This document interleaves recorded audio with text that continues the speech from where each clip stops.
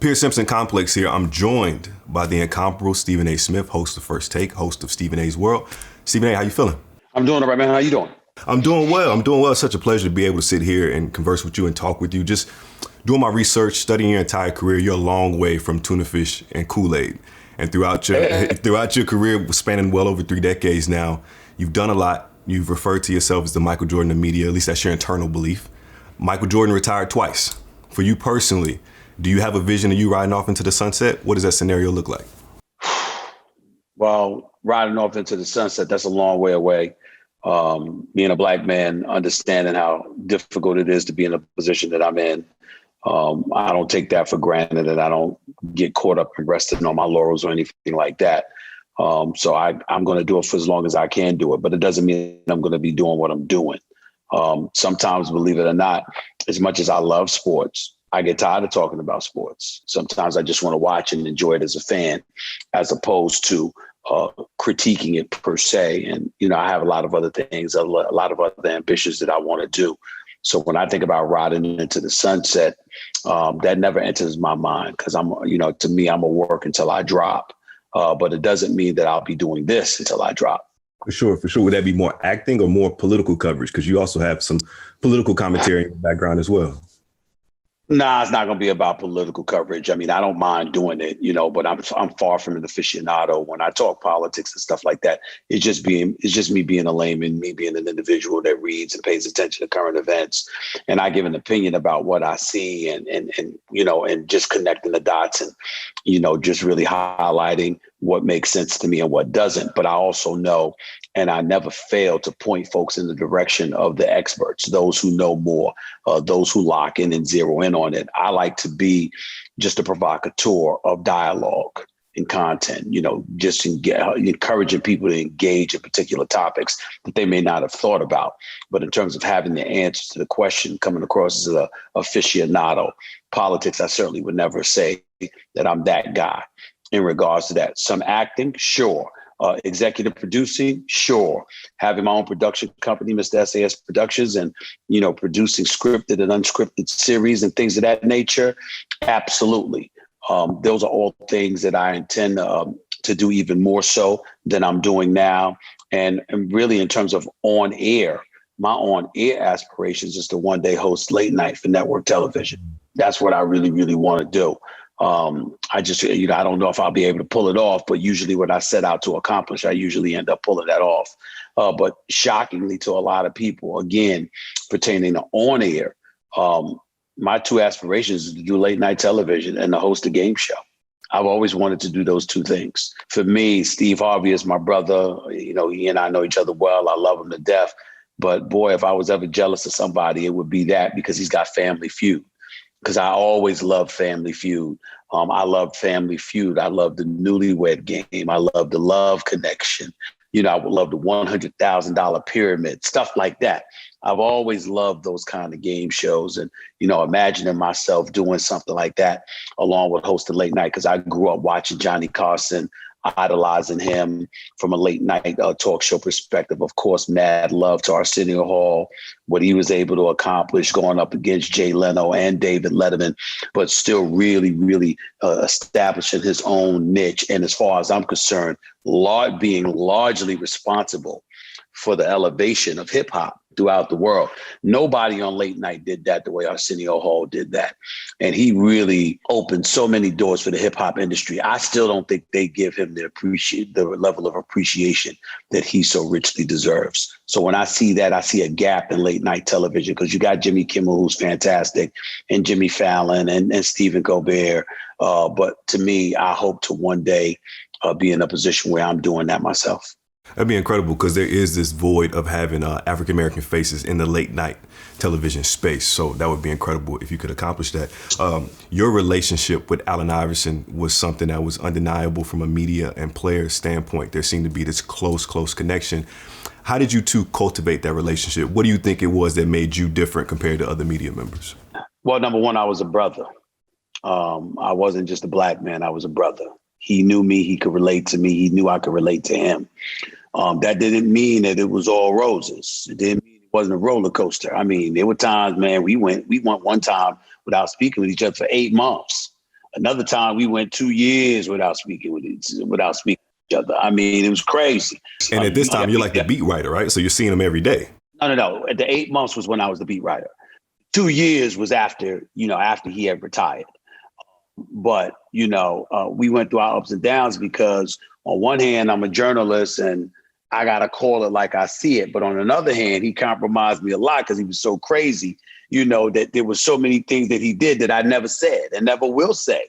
But, over the course of time, man, you get to know somebody and we can talk about objectivity all we want to. And that certainly plays a role. It has to play a role when you're a journalist. But you get to know somebody enough, he'll give a damn who you are. You're a human being. There's going to be some level of subjectivity that kicks in. And for me, I just, there's no other way to say it, man. I just love him. I just love him like a little brother. He actually disagrees with me when I say this, but I wouldn't be where I am today if it were not for him. I really don't believe that because, to be the superstar that he was, Allen Iverson didn't divulge a bunch of secrets and, didn't talk about other people. He didn't do those kind of things. That's not what made me as a journalist, but he trusted me and he knew that I got him. He also knew that I would tell him what he didn't want to hear. And sometimes that created the divide or whatever, but the microscope was on him.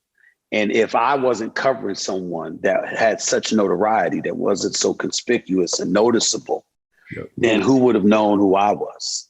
You see what I'm saying? And so that's how he helped. He knew that and didn't care because beneath all of this stuff that went on with him, he literally wanted me to succeed. He didn't want me to fail.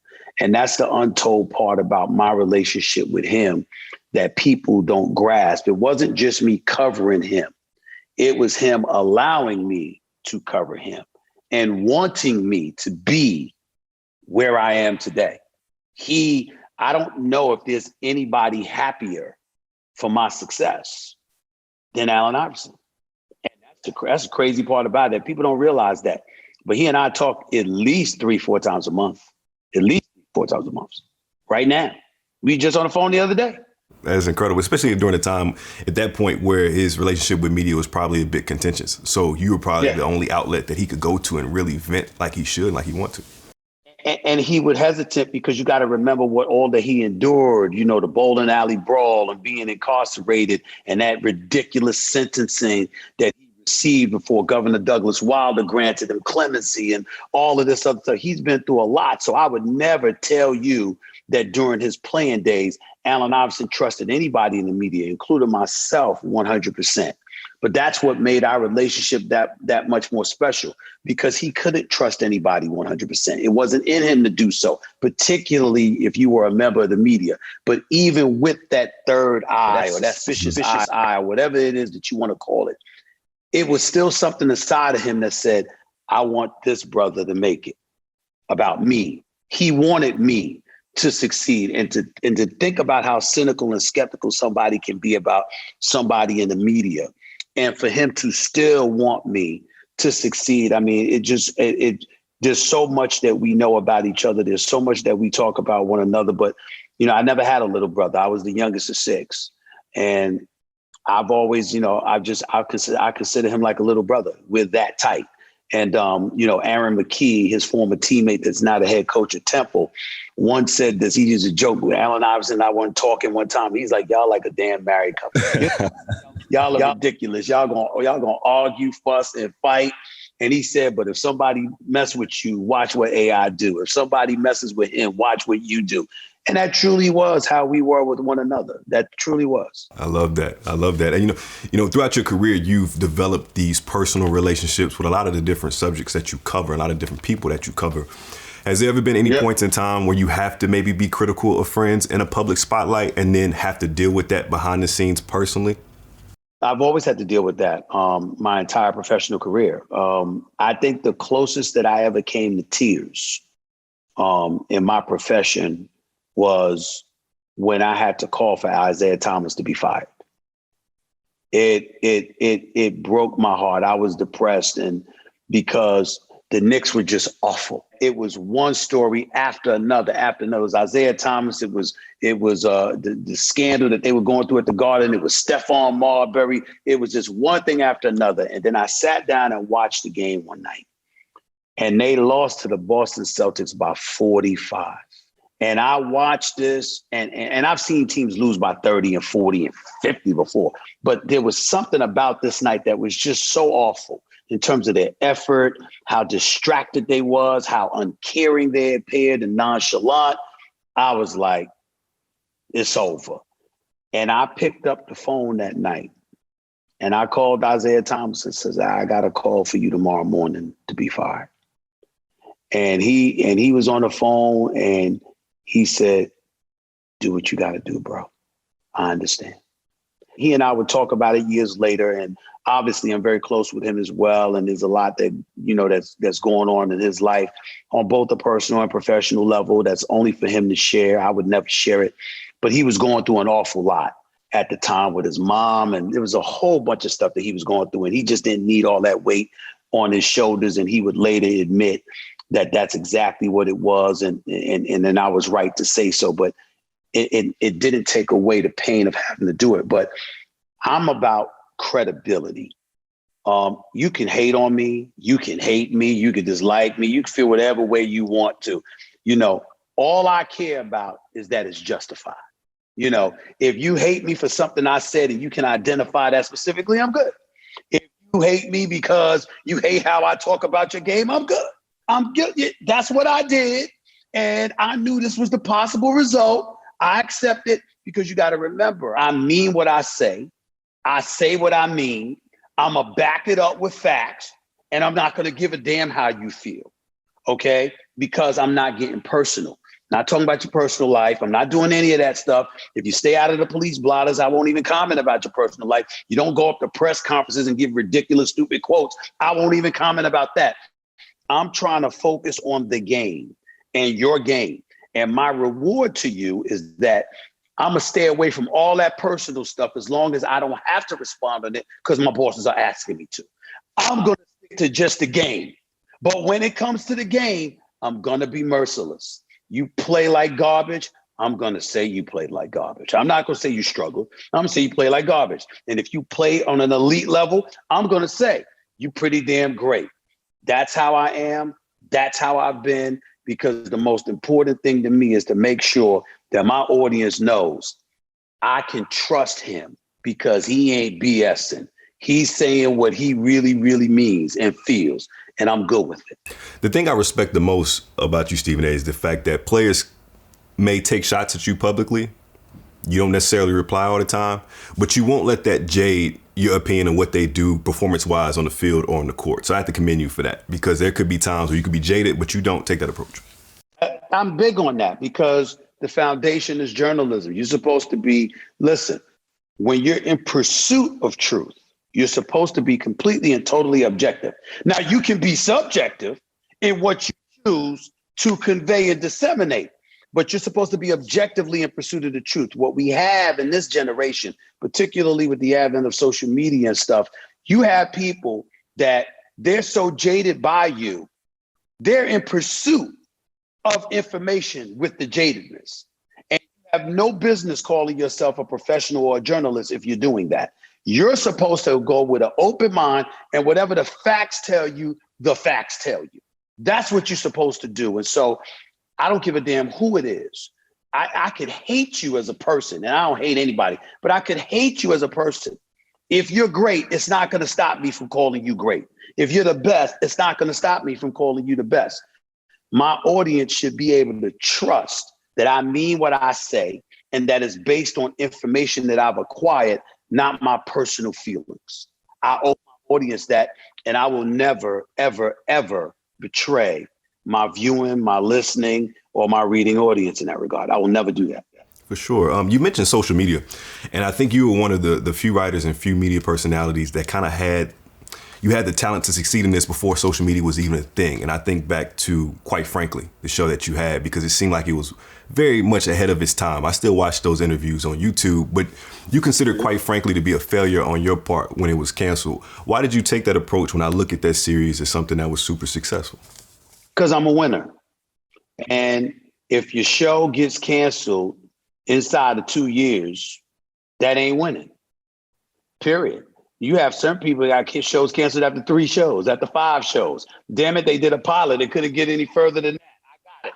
I happened to do 327 shows, did over 780 interviews. The ratings were up like 22, 23% when they canceled the show. But in the end, my mandate was different than what I ultimately accomplished. Now, I understood that there were things that went into that. Like, for example, the person who was the boss of ESPN at the time, who was the brainchild of, quite frankly, literally departed 1 month after the show started because he got a job offer to run Six Flags. So the new boss, John Skipper, came in. Well, it wasn't his idea. So he wasn't married to it. And because he wasn't married to it, I knew the handwriting was on the wall that the show would be gone in 6 months. Okay. And, 6 months later, after he started, sure enough, it was gone. So I understood that. And I understood that there were other factors that came into the equation. But in the end, you got to understand what goes into it. Ratings are one thing, but it's about the money you generate. It's about the audience you generate. If you're not generating advertising revenue, if you're not generating overall revenue for the show, then ultimately you could have decent ratings, but it still ain't going to go anywhere because it can't pay for itself. When you consider the fact that we weren't in Bristol, we were in New York City. It costs a lot to rent out Hotel Pennsylvania across the street from Madison Square Garden. It costs a lot to have 150 people there every day as your studio audience. It costs a lot to fly guests in and all of this other stuff. That stuff ain't cheap. And so I understood that. But in the end, I learned a lot from it.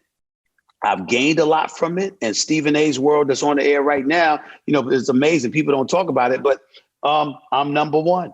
I'm number one with that. On ESPN Plus, First Take is still number one in the morning. I've been there for 8 years, and I've never spent a day out of being number one in the mornings since I arrived. So to me, that's the definition of winning, and that's where my focus lies.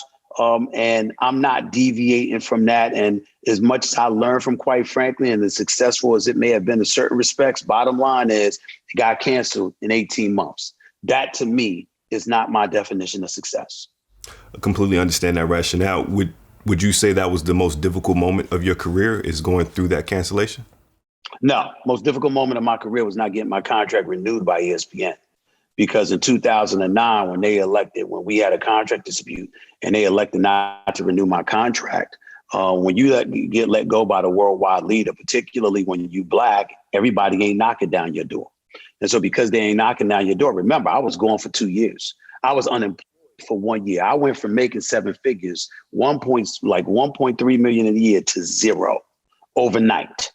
Okay. And you had people speculating my career is over. The end of Stephen A has arrived. It's a wrap. And this is right at the time my daughter was born. And so when you look at the fact that you're a new father and you don't have a check coming in and you living off of your savings, you were smart enough to save a little money, but that's what you living off of. And you wondering whether or not you're going to be able to feed your family, whether you're going to be able to provide, a roof over their head, clothes on their back, an education and things of that nature, particularly when you grow up poor like I did, it's scary as hell. And so I had to go through that. And let's call it what it is. I was being blackballed. I don't know about who, but me, with what I bring to television, no one wanted to touch me. No one. And I'm talking about, I don't give a damn who it was. Nobody would hire me to come on television.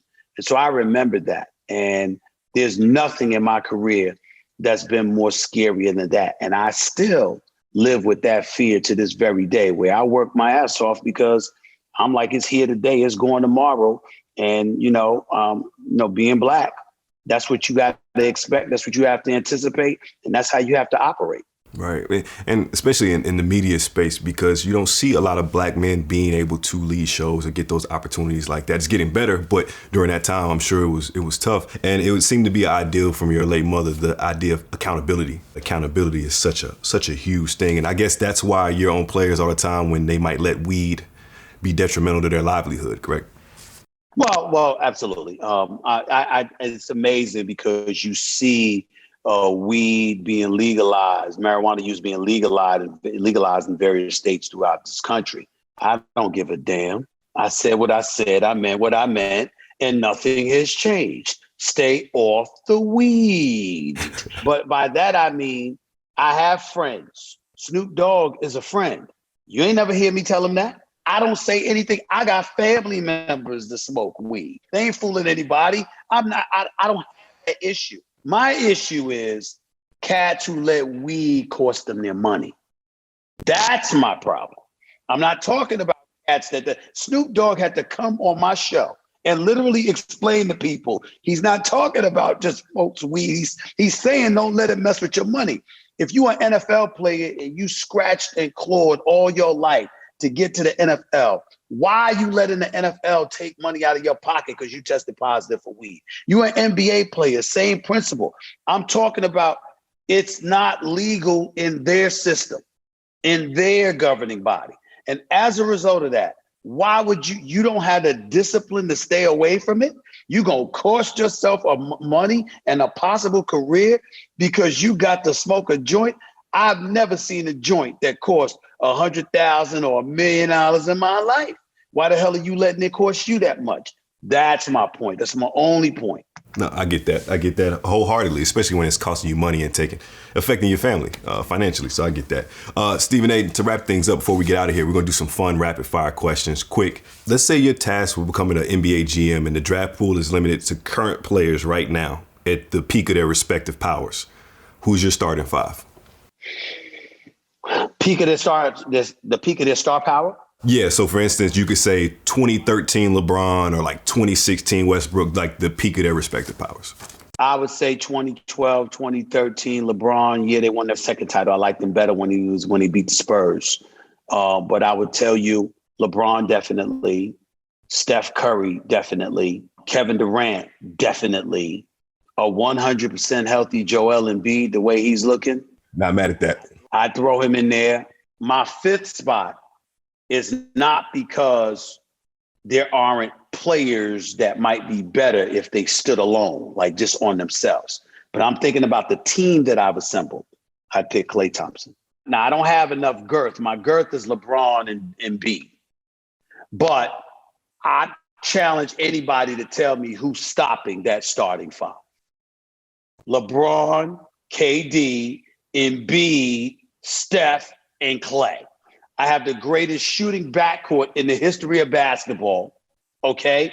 And I challenge anybody to tell me two forwards that could definitively eclipse Kevin Durant and LeBron in terms of their all-around offensive repertoire. And then I close with Joel Embiid. That would be my five. That'd be a nightmare. Imagine trying to stop a LeBron, Joel Embiid pick and roll. That's good night and good luck. Okay, this might be tough for you. I need you to say three nice things about the Cowboys or 3 times Skip Bayless got the best of you in an argument. I can't. You can't pick either one, so you just go pass. Let me say this. In my mind, I've never lost a debate in my life.